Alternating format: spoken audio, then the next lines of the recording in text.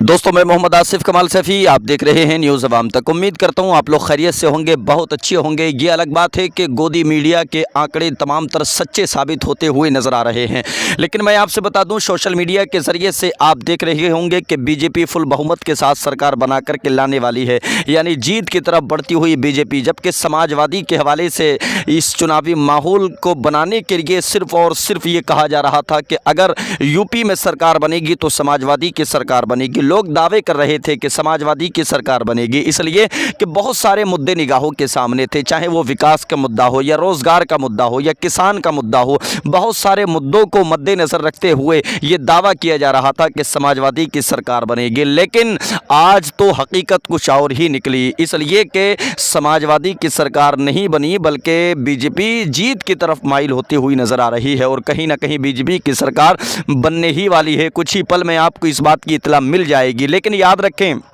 एक तरफ समाजवादी की जीत का दावा करना और दूसरी तरफ बैरिस्टर असदुद्दीन ओवैसी साहब को फरामोश करना। इसलिए कि मैं अगर उत्तर प्रदेश की बात करूं तो बीजेपी को हराने के लिए समाजवादी मैदान अमल में आई, और जबकि उत्तर प्रदेश के मुसलमानों ने मुकम्मल तरह से बैरिस्टर असदुद्दीन ओवैसी साहब को फरामोश करने के बाद समाजवादी का साथ दिया और समाजवादी को वोट किया। लेकिन मैं पूछना चाहता हूँ तमाम तर्जुम्मन मुसलमानों से कि जिन्होंने बैरिस्टर असदुद्दीन ओवैसी साहब को फरामोश करने के बाद समाजवादी का साथ दिया, तो आज तो 10 मार्च है, तो फिर अखिलेश भैया काहे सरकार नहीं बना पाए।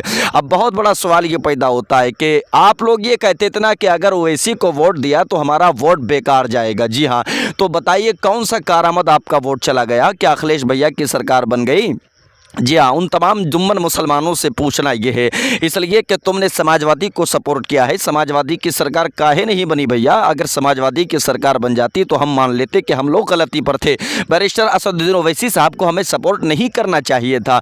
लेकिन अब तो ना खुदा ही मिला, ना विसाले सनम, ना इधर के रहे ना उधर के हम, इसलिए कि समाजवादी की सरकार भी नहीं बनी। और दूसरी तरफ यूपी के जुम्मन मुसलमानों ने अपनी क़यादत को भी मजबूत नहीं किया। मैं ये नहीं कहता कि बैरिस्टर असदुद्दीन ओवैसी साहब सरकार बना लेते, जी हाँ, मैं बिल्कुल नहीं कहता कि सरकार बना लेते, लेकिन हाँ, अगर मुत्तफ़िक़ा तौर पे मुसलमानों की वोटिंग बैरिस्टर असदुद्दीन ओवैसी साहब की तरफ माइल हो जाती तो कहीं ना कहीं मुसलमानों की सियासत मजबूत होती हुई नज़र आती, क़यादत मजबूत होती हुई नज़र आती। अब बताइए आपकी कौन सी क़यादत मजबूत हो चुकी है? और सबसे बड़ा राज जो है समाजवादी को हराने का, अब पूरी दुनिया जानती है सोशल मीडिया के माध्यम से कि समाजवादी को यूपी के मुसलमानों ने सपोर्ट किया है, लेकिन वो फिर काहे सरकार नहीं बना पाए भैया? इसका मतलब ये पता चलता है कि दलित लोगों ने समाजवादी को पसंद नहीं किया और दीगर कास्ट के लोगों ने समाजवादी को पसंद नहीं किया। बस इतना प्यार जो है ना वो मुसलमानों ही को समाजवादी से है। जो सारी सीट्स वगैरह मंजर आम पर आ रही हैं, ये मुसलमानों की मोहब्बत का नतीजा है। तो अब ये मोहब्बत कब तक दिखाते रहेंगे? अभी भी वक्त है कि अपनी क़यादत को मजबूत कीजिएगा। हाँ, आप लोग सत्ता में नहीं आ सकते, सरकार नहीं बना सकते, लेकिन कम से कम आप देखें मायावती का हाल। जितने चमार कास्ट के लोग हैं सारे मायावती को सपोर्ट करते हैं, और अगर सपोर्ट ना भी करें तो कम से कम गिनती में आते हैं कि मायावती ही के ये वोट हैं। आपकी गिनती किस तरफ होती है?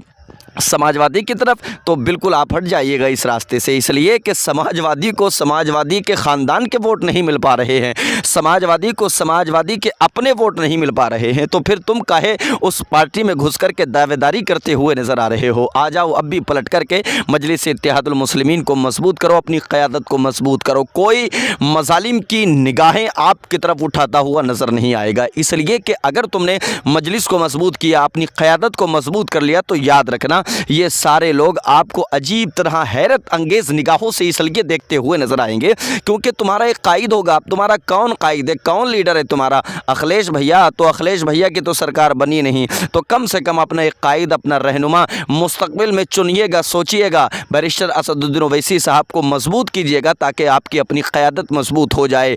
बैरिस्टर असदुद्दीन ओवैसी साहब की वजह से यूपी में सरकार नहीं बनी अखिलेश भैया की। अब अगर किसी ने ये कहा तो याद रखिएगा, इलेक्शन तो हो चुका है और नतीजे भी मंजर आम पर लगभग आ चुके हैं, लेकिन मैं मुकम्मल एक वीडियो आपको दूंगा कि किस वजह से समाजवादी की सरकार नहीं बनी और किस वजह से बीजेपी की सरकार बन गई। बीच में बैरिस्टर असदुद्दीन ओवैसी साहब को लाने की कतई ज़रूरत नहीं है।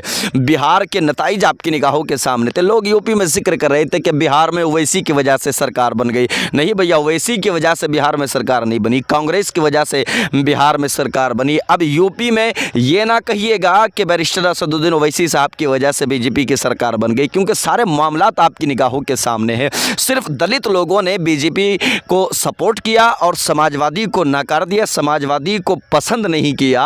इस वजह से समाजवादी के ख़ानदान के लोगों के वोट नहीं मिल पाए, इस वजह से बीजेपी की सरकार बन गई, ना कि बैरिस्टर असदुद्दीन ओवैसी साहब की वजह से। तो मैं ख़ास करके यूपी के जुम्मन मुसलमानों से गुजारिश करूंगा, अब ये दरी और बिछाने का काम ख़त्म कीजिएगा। बीजेपी आपको घोल करके नहीं पी जाएगी, बस सिर्फ़ और सिर्फ आपको अपनी क़यादत को मजबूत करना है। आपने अपनी क़यादत को मजबूत कर लिया तो इंशाअल्लाहुल अज़ीज़ सियासत के एतबार से आप हिस्सेदारी प्राप्त करते हुए नज़र आएंगे। दोस्तों, ये थी आज की खबर जो मैंने आपसे शेयर की। मिलते हैं नेक्स्ट अपडेट के साथ, तब तक के लिए अपना ख्याल रखिए।